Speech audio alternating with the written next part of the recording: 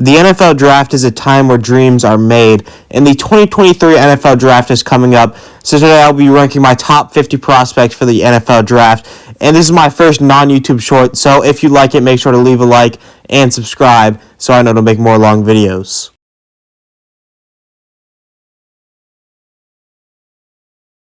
I've gone back and forth on my number one player all draft cycle, but I finally settled on Will Anderson. He had great production all 3 years at Alabama. He has an elite first step. He really just blows by defenders. He also has some of the best bend in the edge class.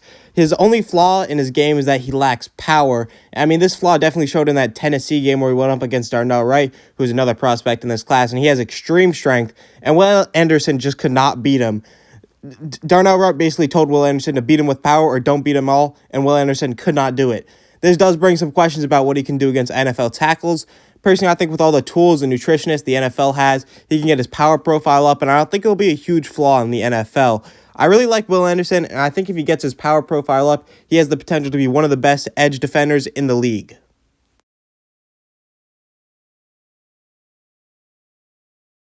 Did you know Bryce Young is short? You're probably sick of hearing about it by now, but Bryce Young is 5'10 and 200 pounds, which is about the same, if not a little smaller, than Kyler Murray. But if you look past the size, you'll see an incredibly accurate QB that's great under pressure. He reads defense as well.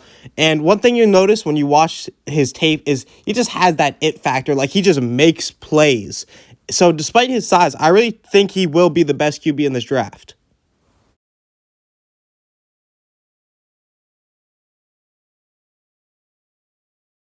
Off the field is an issue, but on the field, he might just be the best player in the draft. He's quick, he's strong, and his footwork is insane. His talent is undeniable, but the problem has been his character. During the combine, it was revealed he had to leave to go to trial for a driving incident that killed one of his teammates. He ended up missing the combine, so the next time we saw him was at his pro day. At his pro day, he looked terrible. He was cramping up, and he couldn't get through the workout. Then he said that teams shouldn't interview him if they aren't planning to draft him in the top 10. So his big ego and character are going to be a huge problem, but if he's so good on the field, that he still might be one of the best players in this draft.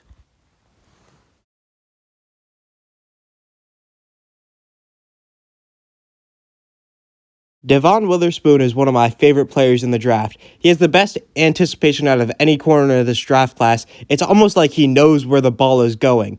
He just annoys receivers. He does not allow any separation. He makes plays on the ball, and he just shuts receivers down. Sometimes I think he can be too aggressive, and it does hurt him, but usually the aggressiveness helps more than hurts. And I truly think he is a generational cornerback.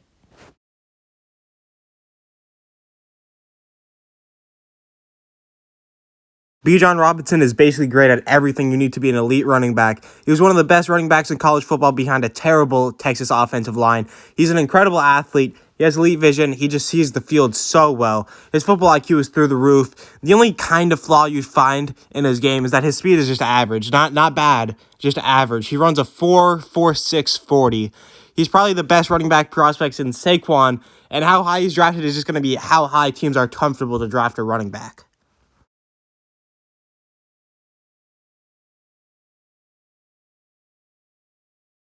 Peter Skoronski is one of my favorite players in the draft. He has impeccable technique, his hand usage is incredible, his footwork is incredible. Unfortunately, he has quite short arms, so some teams will want him to move into guard. Overall, though, I think he has some of the best skills in this draft and is without a doubt the best O-lineman in the draft.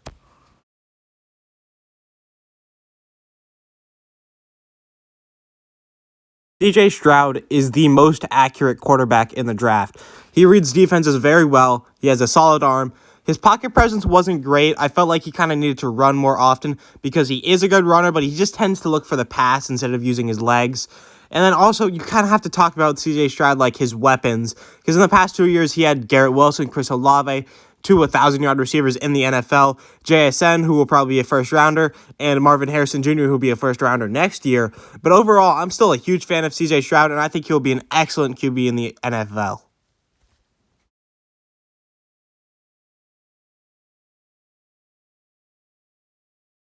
Brian Branch is one of my favorite players in the draft. He diagnoses plays so well, and he is maybe the best tackler in the entire draft.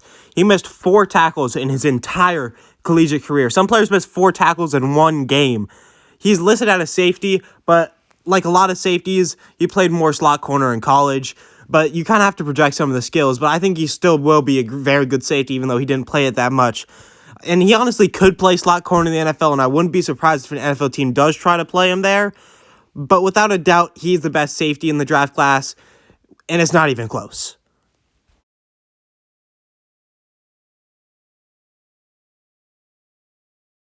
Jackson Smith-Njigba is one of my favorite players in the draft, and I really hope that the Patriots get him at 14. He dealt with hamstring injuries for most of 2022, but in 2021, he led college football in receiving yards as a sophomore. He's smart, and he knows how to find open space in the zone. His body control is great. He's a reliable receiver, and I believe he has one of the highest floors in the draft. I really want my Patriots to get him at 14 because I believe he will be an incredibly good receiver.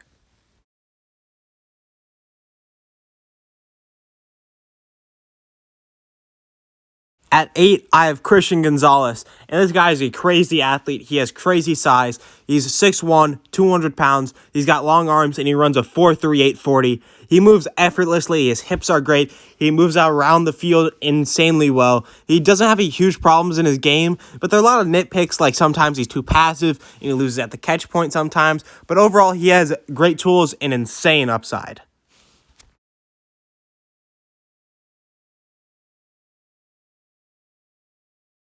Joey Porter Jr. is the son of former Steelers linebacker Joey Porter. He is the best press corner in the draft. He's got long arms, and his football IQ is through the roof, which is pretty obvious considering his dad was a Pro Bowler and probably instilled a lot of football knowledge in him. He just doesn't let receivers get separation, and he's so good at tracking the ball. Unfortunately, he did get penalized a lot at Penn State, but I mean, that's going to happen when you're a press corner like him. His speed and change of direction do leave a lot to be desired, but I think with his tool set, he can be an incredible press corner.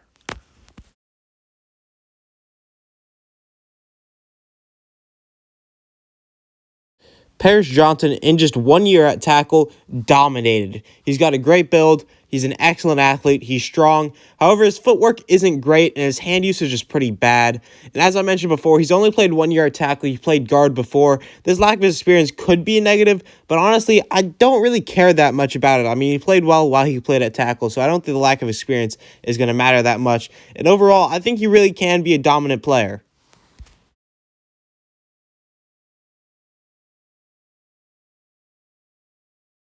Quentin Johnston is a great athlete and a big dude. He runs a 4.49 and he's 6'3", 210.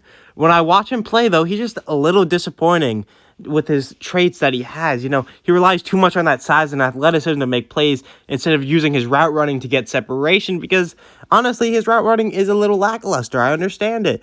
And honestly, I think he can be great. He definitely has the tools to be great. He has the potential, but he just needs to work on certain aspects of his game if he wants to be great.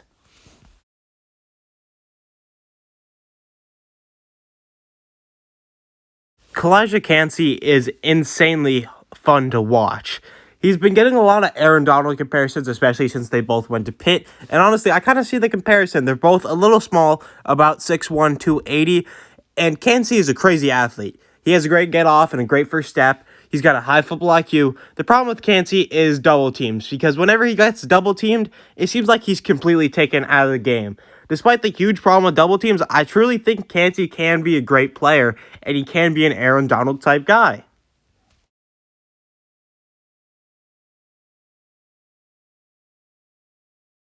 Tyree Wilson will likely be a project player. He's also pretty old for a project as he's almost 23 years old. But Tyree Wilson is a big dude, 6'6", 275 big. And with that kind of size comes an excellent power rush, and he just moves O-linemen around. He puts effort into every play. He just does not take plays off. His biggest problem is his first step, which just isn't great. It makes him struggle to get around O-linemen with his speed. Overall, though, he's definitely a project guy, but his potential is through the roof.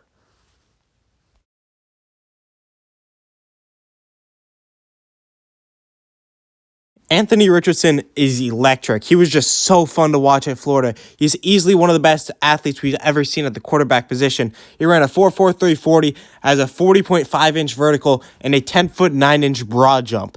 He's got great size and a great arm. He uses his athletic abilities to be a great running QB. Unfortunately, his production was quite inconsistent at Florida. His play was just not that great. His pocket presence and decision making were average, maybe even below average, and he definitely has the physical tools to succeed, but he's definitely going to be a project for whichever team decides to draft him.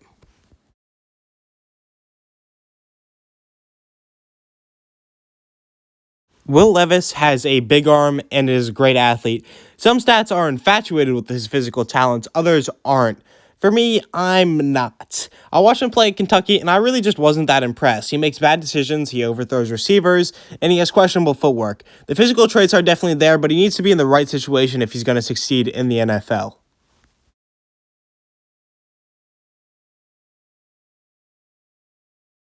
Zay Flowers is a great deep threat. He has crazy speed. He knows how to avoid contact, which can make his small stature not as much of a problem. His size is definitely still a problem. He's so small that if a corner gets his hands on him, he can just be taken out of the play. And another problem with his size is his catch radius is just so small, and he struggles across the middle of the field as well. Overall, his size could be a problem, but a lot of this receiver class is small, so, I mean, if you're going to take a chance on a receiver, it might as well be Zay Flowers.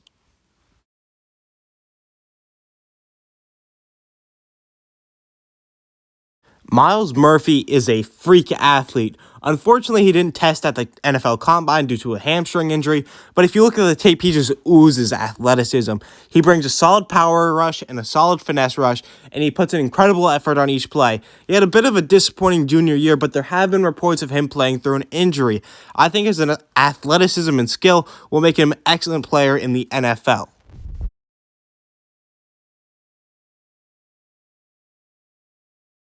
Nolan Smith is an insane athlete. He dominated the combine, shooting him up draft boards. He ran a 4.39 40-yard dash. He has crazy bend. He's a great run defender. His biggest problem is his size. He's small, which means when linemen get their hands on him, he can be completely taken out of plays. But his athletic tools are so good, I still think he can be great in the NFL.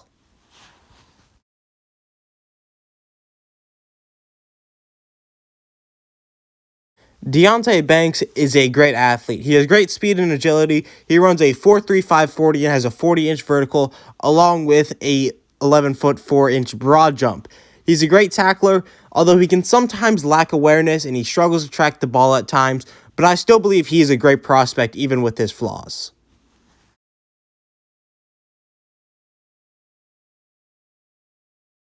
Broderick Jones has been a cornerstone of the back-to-back national championship Georgia O-line. He's got a great build. He's very strong. His mentality is great. He just wants to destroy whoever's lining up against him. However, he does need to work on his hand usage. Overall, I think he's going to be at least a solid starter for whoever drafts him, and he can also move into guard if needed.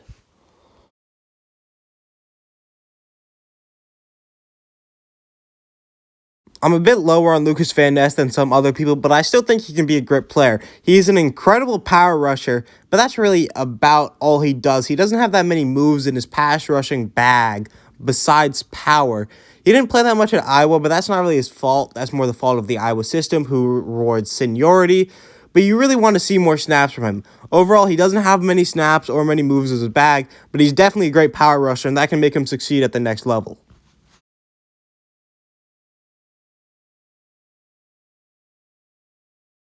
BRYCE is a player where the talent and athleticism are there, but the production for some reason just isn't. A lot of the problems have been injuries for him as he tore his ACL in 2021 and had his season cut short by a shoulder injury in 2022. His skills are great. He's versatile. His pad level isn't great, but the real problem with him is the injuries. Overall, I think he does have a high ceiling, but he could barely touch the field because of injuries. Who knows?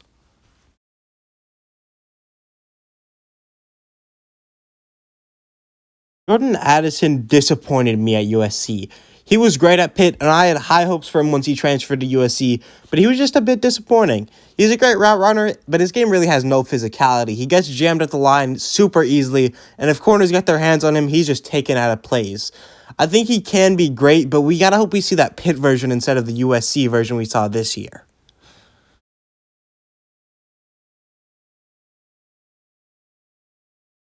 Michael Mayer seems like just your average tight end. He doesn't have insane athleticism, but he plays the position the right way. He's a great blocker. He's good in the receiving game. He's great at getting separation. He's just kind of a good tight end. He's never going to be like a Kyle Pitts in the receiving game, but he'll be a good receiver for you and a great blocker.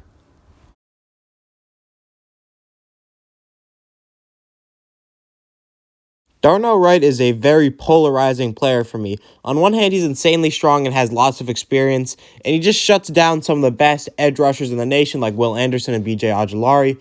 On the other hand, he's got some big problems. He's got terrible balance, he's very slow, and I just have a bad feeling in my gut about him.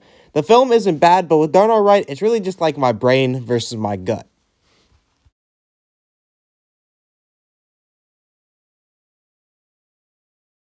Mozzie Smith is one of my favorite players in this class. He's a solid athlete, he's great at shedding blocks, he's very strong, but he does have some problems. His get-off isn't great, his pad level also isn't great, and his game just doesn't have that much finesse, which I don't think his game really needs, but, it's nice to have.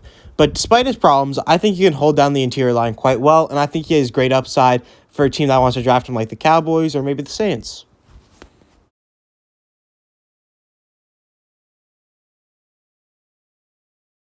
Dalton Kincaid isn't a very good blocker, but he's a great receiver. He's got great hands, he gets separation, he's got good speed. He might not be like a Kyle Pitts caliber receiver, but he has all the aspects to be a great receiving option.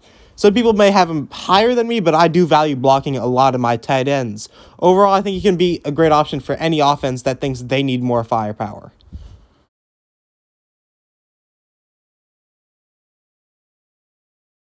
Will McDonald really put himself on the map during the Senior Bowl. He's explosive, he's got a great build, but sometimes it just feels like he has a low football IQ. He doesn't read plays well, he doesn't have a nose for the ball, but overall, I think these problems can be fixed with good coaching, and I think he can be a great player with all the traits that he has.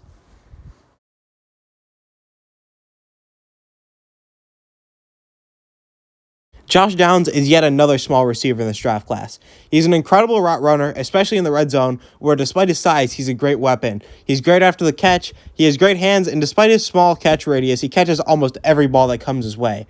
Overall, Josh Downs is just a very fun player to watch, and despite his size, he's an absolutely explosive weapon.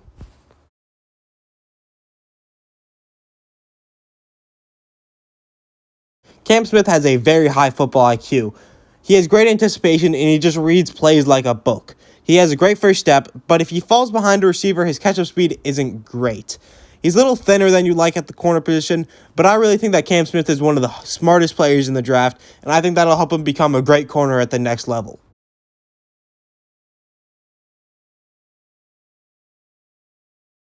Osiris Torrance is one of my favorite players in the draft. He has great control. It feels like he never overextends or just gets exposed. He's got great play strength. The only problem I can think of is like his foot quickness is just kind of average, and he is a bit undersized.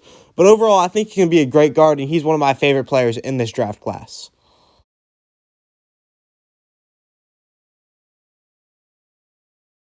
BJ Ojulari just has incredible technique. His football IQ is through the roof. He has great bend, but his game just kind of lacks power. His production at LSU was inconsistent. He would have games where he was really good and then games where he was really bad. With the mix of technique and IQ he has, I think he can be a great pass rusher. It just he's got to get rid of that inconsistency.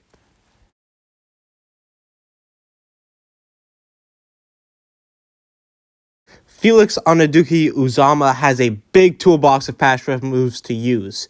His first step is great. He has incredible bend. His balance isn't great, but the big problem is he's not a great athlete. I mean, he can use power rush, speed rush, finesse rush, really anything you need, he has it in his toolbox. But I mean, he just doesn't have the athletic capabilities to really make it work like he should, you know?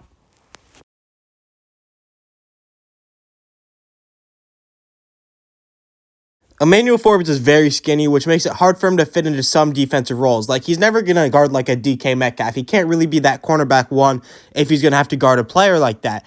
Even with him being mostly kind of like a system player, though, he does bring a lot to the table. He's very fast. He runs a 4.35 40. He has a 37.5-inch vertical, and he has a huge 79-inch wingspan. He's great at tracking the ball and making plays. Emmanuel Forbes is very skinny, so he often will get bullied by bigger receivers. But, I mean, as long as he gets drafted by the right team and gets put in the right role, I think he can succeed.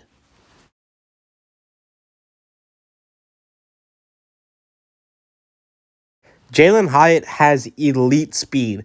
He is one of the fastest players in the drafts, and it shows on the field. He blows right past corners. They just, can't guard him. He won the Biletnikoff Award, which is the award for the best receiver in college football, and he won it for good reason because he had crazy production on one of the best teams in college football. But his role wasn't very diverse. He really only needed to do one thing, which is run deep and fast. And sure, that's all Tennessee really needed him to do, but you wanted to see more than that so he can succeed on the NFL level. Another thing is Jalin Hyatt just gets jammed at the line so easily. Overall, though, Jalin Hyatt is explosive, but there are a lot of problems to fix for his explosiveness to translate to success in the NFL.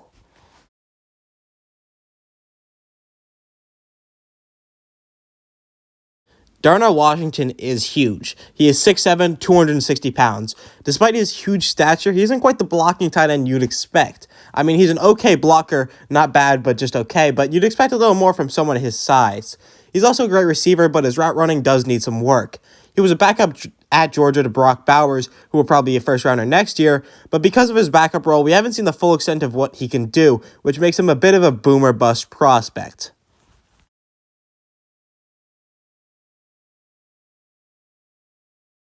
Jack Campbell is easily the best run defender in this linebacker class. He's also one of the biggest linebackers in this class. He is 6'5", 250 pounds.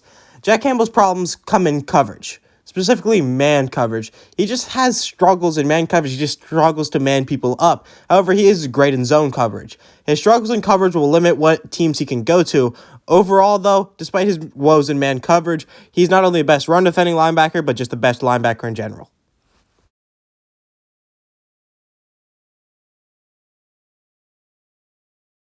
DeJuan Jones is huge. He is 6'8", 370 pounds, and will be one of the, if not the biggest player in the NFL. He has insane strength, which you'd expect from a man his size. He's a smart blocker, and his football IQ is just very high. Unfortunately, like many people his size, he is very slow, and he has bad balance. Overall, though, I think he is huge, and he has skill, so I don't know why any team wouldn't want to just take a flyer on him if they can get him like the second round or something.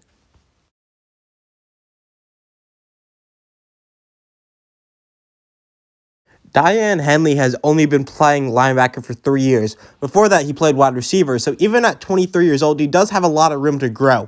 He's a great athlete, he has great instincts, he's great in coverage, he's a good blitzer. He's okay in run defense, but definitely has room to improve.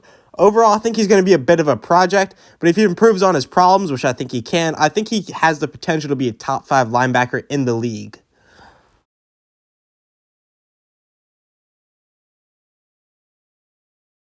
Steve Avila is a guy from what I've seen, people either love him and have him as their top guard, or they don't like him and they don't even have him as like a top 50 guy. I'm kind of somewhere in the middle, but I do lean more towards the negative. I mean, he's got a nice frame, he's got good speed, he's strong, but his footwork is bad and his technique just isn't great. Overall, I do think he can be good, but it has to be in the right situation where a coach can kind of iron out those negatives, you know?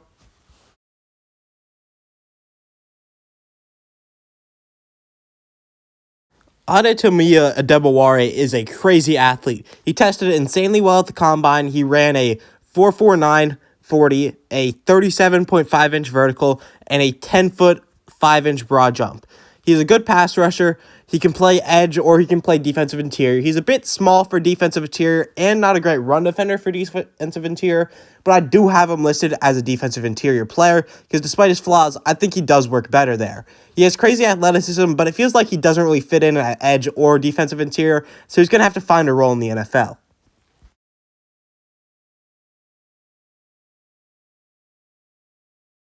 Drew Sanders has been playing inside linebacker for just 1 year. Before that, he was playing edge at Alabama. He's a solid athlete. He's got a high football IQ. He's a great blitzer, but he's a terrible run defender, and he misses a lot of tackles. Overall, I think he can be a good guy in coverage, but just not a run defender, so he's going to have to find the right role to play in the NFL.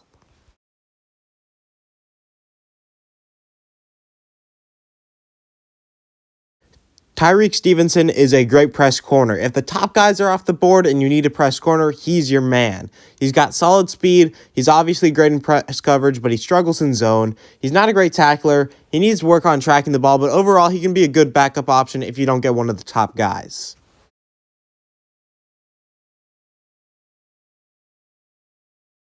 Jahmyr Gibbs is your prototypical receiving back. He's small, he has almost no power, but he makes up for it by being a great receiver. He had excellent production at Alabama. I compared to someone like Alvin Kamara in terms of what he does and what he can be at the NFL level.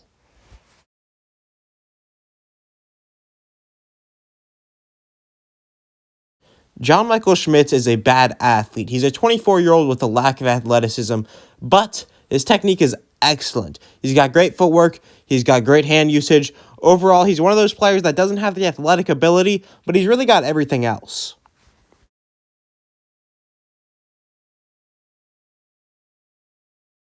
Tuli Tuipulotu is a big guy, but he just rushes so smoothly. He's got a big toolbox of pass rusher moves to use. He's not weak, but based on his size, you do think he'd be a little bit stronger. He also definitely needs to work on his tackling, but overall, he has his problems, but I still think he can be a great rusher.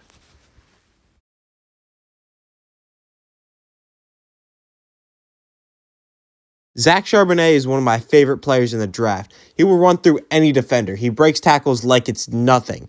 He's a solid receiver. He will run through people, but he's not really going to make a miss. He's not quite the athlete you want, but I still think that he would be a steal for any team in the mid to late second round.